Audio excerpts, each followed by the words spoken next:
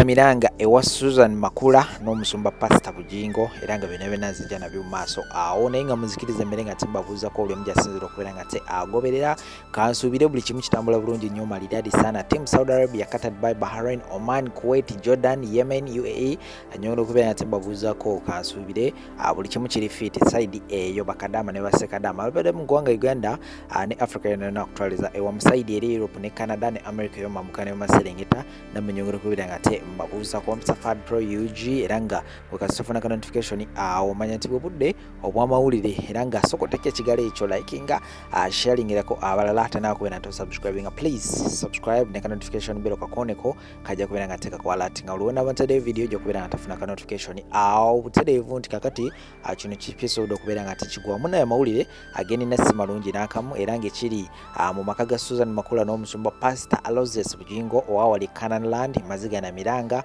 olwesonga nti Susan Makula bambi mama wa Susan Makula bambi yafudde era omukyalo ono abadde amaze ebbanga ng'ali mu ICU nga asiza ku oxygen naye munaye Mukama Katonda yamaze n'abeera nga ate amuyita so byonna zijja nabyo mu maaso awo era nga mwena abawagizi ba Susan Makula ne Pastor Bujingo ngenda kubeera nga temba wa coverage yona enabegenda mu maaso side eyo mpaka nga bambi nazaala wa Pastor Bujingo atuso kubeera nga ate aziku basongera kubeera nti mbatero video ezo atula kalira naye nga temba jukiza agowe nawena ali mutekateka yo kubeera nga ate ogenda ku kisaawe obanga okomawo okuva ku kisaawe obanga okuma okuva obweru w'eggwanga naye nga weebuuza wa woyinza okubeera nga ate ofuna omuntu agenda okubeera ate akutuusa bulungi nnyo mu ngeri ya VIP nakuzigiridde Habib Airport Pickup beera nga te obanoonyako bajja kubeera nga te bakutwala oba bakukima okuva ku kisaawe wamu n'okutuusaayo banoonyeyo ku namba y'essimu 0702449995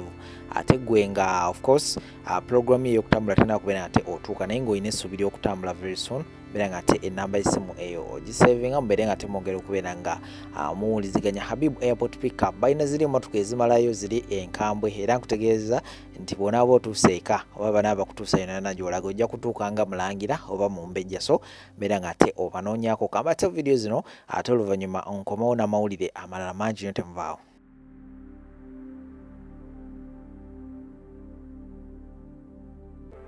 Amawulire agaleero si malungi lwakuba nti ffe twebaza olw'obulamu Katonda bwasobodde okubanga awangaza mami wa Susan Makula Bujingo eyagenze eri mukama waffe era tusinzidde eno mu maka gaabwe eno ekyebando mu Nsooba awali olumba olwabaddewo ekiro era nga naye kati abantu bamu bakyaliwo wadde nga abasinga basobodde okubanga baddayo basuze wano nga beebaza wano wendi anyina omu oba mukulu wa family eno mu baana ate nga nyina ne muganda waabwe babagenda kubanga batubuulira ku nteekateeka nga bwe ziyimiridde kubanga abantu abasinga babadde babuuza enteekateeka ziyimiridde zitya okuziika kwa ddi n'ebigenda okubanga bitambula program nga bwegenda okubanga etambula ngenda kubanga nsookera ku side eno ate n'oluvannyuma ngenda kuba nzira eno basobole okubanga batulambulira ku nteekateeka nga bwe ziri ez'okuwerekera omubiri gwa mama wa Susan Makula Bujingo eyagenze eri mukama waffe. Njagala kusookera ku side eno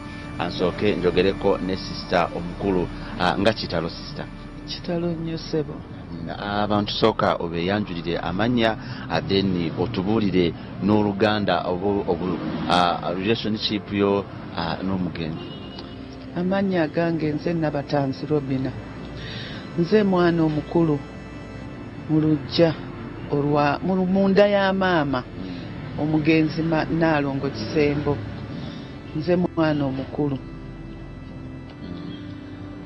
Abantu baagala kumanya wano we tuli weewa abantu abasinga badde baagala kujja okuyimya nammwe okusaasirako famire naye nga abasinga ate bamanyi wawe tuli.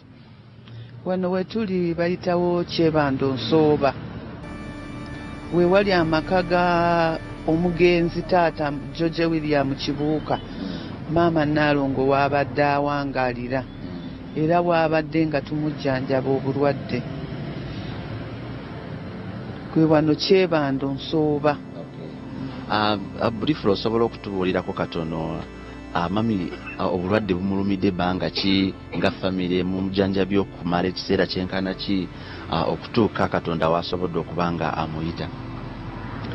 Kale maama yatandika okulwala ng'akyakola mulago nga n'afuna sukaali pressure najja ng'ajjanjabibwa bw'ati abasawo e Mulago nga we yali akolerayo. Kati taata we yawummulira n'asigala ng'atawaanyizibwa ebbanga lyonna abadde kale ng'atawaanyizibwa obulwadde obwo obwa sukaali pressure.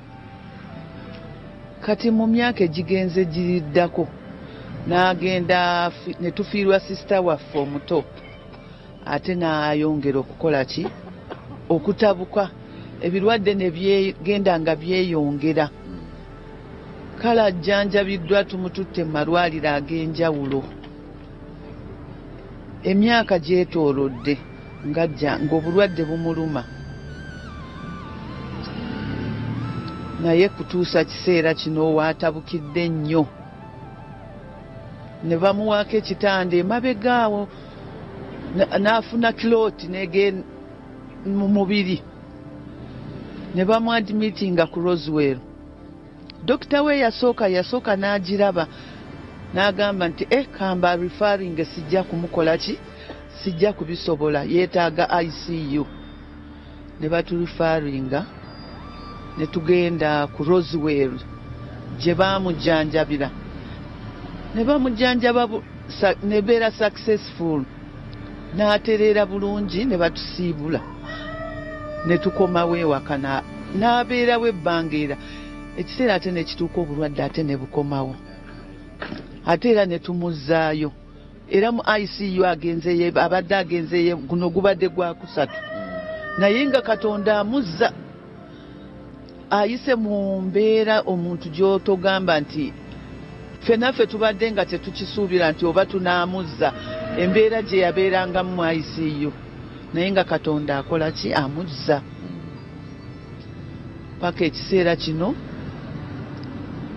yafuna obulwadde ekifuba ne kimuluma nnyo kibadde kimuluma nnyo bwe twamutwala ewa dokita we n'agamba omutima n'asooka atusindika e Mulago n'amwadimitinga ku 6B n'agamba bagenda mukolako wa mu Heart Institute. Kati kwe kutuwandiikira ki baali bakola investigations ne batusindika ebweru. Heart Institute lwali weekend lwe baadimitinga ne batusindika tukole investigation ezo kuba Heart Institute yali tekoze weekend. Ne tugenda ku Ruby Hospital ne tusanga layini nga nnene nnyo. Kati abasawo be twali nabo aba Roswell ne basala bali ambulance yali eya Roswell yali etututte ne baga nti tugendewa e Nakasero eya abantu oluusi baba bangi naye banguya waliyo facilities ezangu ne tumutwala e Nakasero. Bwe tutuuka e Nakasero bagenda okuzza results bagamba kilooti egenzeewa ku mutima ne bagamba emergency agenderawo mu theatre. Ne tutya nnyo kuba abadde mugonvu talina maanyi embeera engeri gy'abadde alwala naye abasawo ne batugamba nti alina okugenda. Ne bamutwala mu theatre tusigala nga tusaba Katonda ne tukikwasa Katonda. Naye ekiseera kitono tugenda okulaba abasawo bakoma bagamba nti eri successful. Ne bamukomyawo ng'ategeera ne bamuadimitinga ne bamuteeka mu ICU. Kati mu ICU omwo yali ayogera n'okwogera ne tugendayo ne twogerako naye ekiseera kyatuuka n'atandika okutabuka gamba kati n'agamba muntwale ew'omusawo wange amanyi abadde anzijanjaba wano tebammanyi oli omusawo wange ali ku Roswell yamanyi ebyange byonna. Abasawo ne bakwatagana ne bakubira omusawo we n'ayogera n'abasawo b'e Nakasero ne bakkiriziganya ne baleeta ambulance ne bakola ki ne bamutwala ku Roswell. taatuka ku Roswell kale mbeera ng'eri awo tennatereera bulungi naye ng'ategeera. Ku Friday yali mulamu bulungi nnyo ne tunyumya n'anyumya n'omusawo we n'amunyumiza ebbundi zonna ebyaliwo naga nti naye musawo nga simatira nga njagala nzijje ku Roswell nga gw'omanyi n'abaana bange abasawo nga benjagala banzijanjabe. Musawo naga Naalongo wali otegeera? Naga nti simanyi nange Katonda ndowooza ye yakikola nga mpulira omutima gwagala gw'oba okola ki gw'oba onzijanjaba oba nfa oba mpummula kiseera nga kituuse mpumulire mu mikono gye. Musawo n'amugamba kale kirungi katugezeeko tukole kyonna kye tusobola. Musawo n'atugamba nti munsabire nange kubanga sinze nkola Katonda musabe nange nkole kyensobola. Naye olw'omukaaga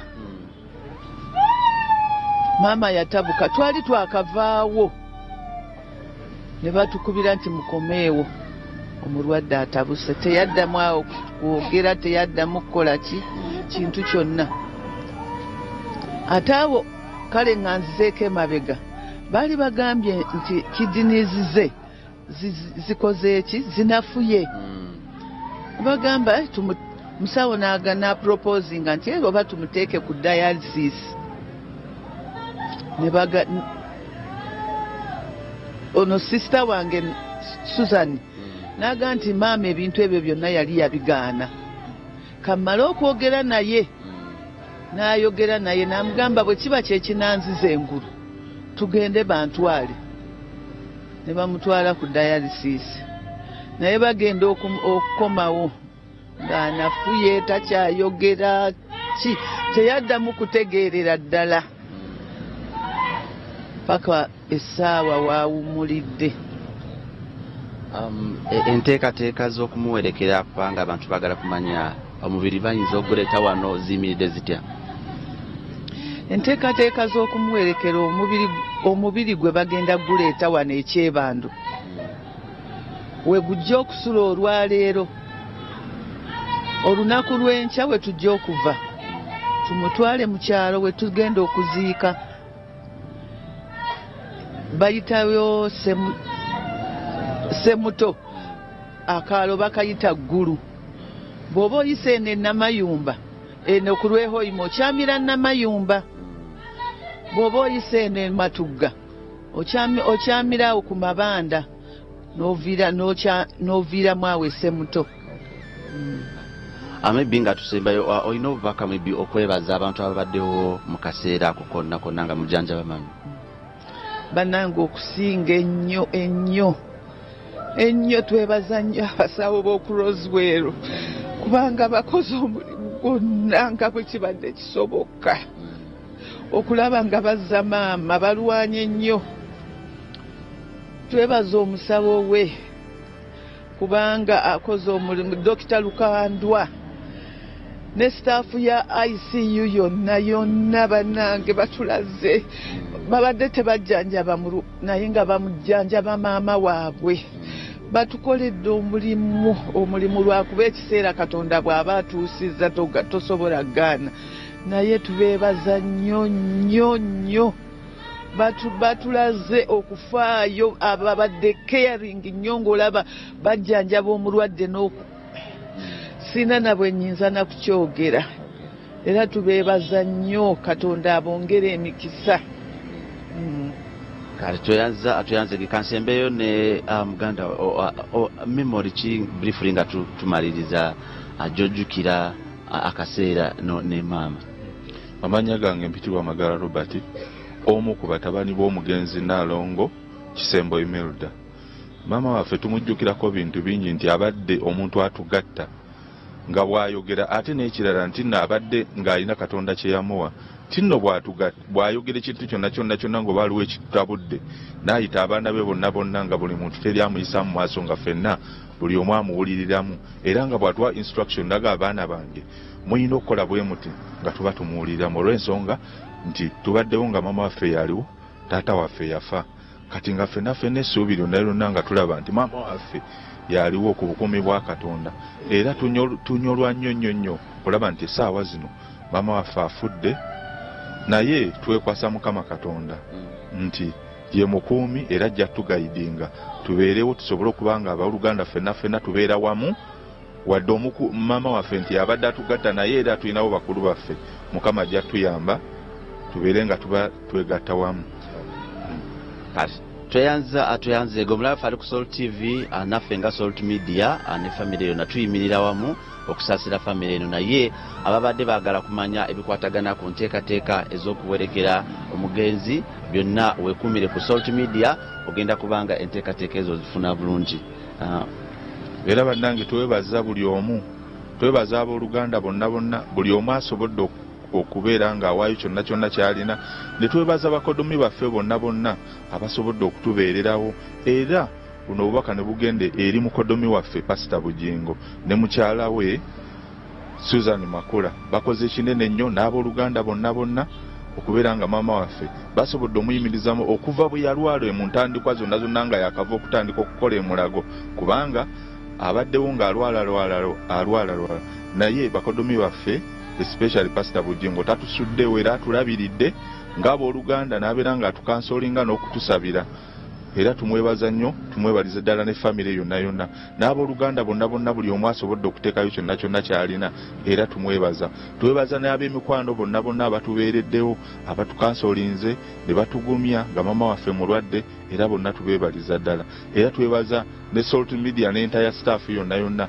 nabo batubeereddewo kubanga bonna we tuli baluganda ne twebaza ne House of Prayer Ministry abooluganda bonna abasabi ne ba church older bonna badde batubeereddewo nti badde bajjanga ne balambula mama waffe nabo ne bakwata ku ekyo kye badde basobola okuyimirizaawo mu support yonna eya medication yonna eya mama waffe era tubeebaliza ddala. Ekigambo tugenda kuba tuddayo mu studio ekigambo kimuto bannange nze neebaza Pastor Bugingo kyatukoledde ku bulamu bwa maama waffe kubanga bannange tebibadde byangu amalwaliro ge tubaddemu gabadde ga ssente naye ne yeewaayo n'agamba buli kimu kikolebwe nga bagamba kino ng'agamba bakikole maama asobole okubaawo nga tatunula nti oba bagambye banaasaba ssente mmeka naye ng'ayagala obulamu bwa maama bubeewo. Tukwebaza Pastor, tukwebaza wadde maama agenze naye agenze amatidde nti omujjanjabye. Tukwebaza Yesu yaba akutusasulira ekisinga obunene. Yes, bwino kumeza nyingiddewo omugezi wammwe kyenjagala okugamba nti tambuza video tumale okulabisaamu kiddamu tambuza video tumale okulabisa mu kati njagala okugamba General Yoweri Kaguta Museveni muwozi Kaine Rugaba mumpulirize bulungi nnyo lwaki mukwata abaana lwaki muwamba abaana ba Nuupu yabakola ki NUP yabakola ki ekitegeeza mutya nnyo Bobi Wine kati Bobi Wine mumutiira ki atalina yadde bbomu atalina mundu atalina biki ate nga jjukira abo abaana abamugoberera abamukuuma tebalina biso tebalina yadde mundu tebalina yadde pisto ne mubaagaza ki kyenjagala okubuuza mubaagaza ki lwaki mutya nnyo lwaki mutya ki mutya biki dakikemu abaana ne mubawamba dakikemu abaana ne mubakwata lwaki mukwata abaana abo mubaagaza ki mumweswaza President Yoweri Kaguta Museveni ogamba tino mu Uganda mulimu demokrasi y'ekibizi yeyo yokuberanga abatuuze bannansi batandika okubonaabona batandika okukaaba amaziga nga bakaabira ggwe nga ggwe bateeka ku ndiri kati kyogamba nti ebintu ebyo tobiraba ababawamba tebalina byambalo babeera n'emmundu ziri ziikalibe ennene ne babateeka mu mimotoka by'ekisiru ne babatwala eyo gye babatwala kiki mutya ki lwaki Robert Kyagulanyi mumutya nnyo just a simple lwaki mumutya mugamba temumutya naye ate mumutya kati ekitegeeza yakulembera Uganda mwagala muyeekera lwaki mumutya temweswaza nammwe mukule President Museveni teweeswaza lwaki weeswaza eggwanga li Uganda olisudde wansi otandika oddira bisalabise bitu by'ekisiru nti Bobi Wine lwaki atambula n'abaana ne mubayoolayoola temukiddangamu kubanga temugenda kukwata Uganda yonna mugimaleyo ne mumukwata abo abaana waliwo abalala abali mu kujja okitegedde temugenda bamalayo muyina amakomera agasobola okujjuza bannayuganda bonna mwekkamu abaagala okusigala mu Uganda ne famireyo wangi tekigenda kusoboka mulekerawo okukwata abaana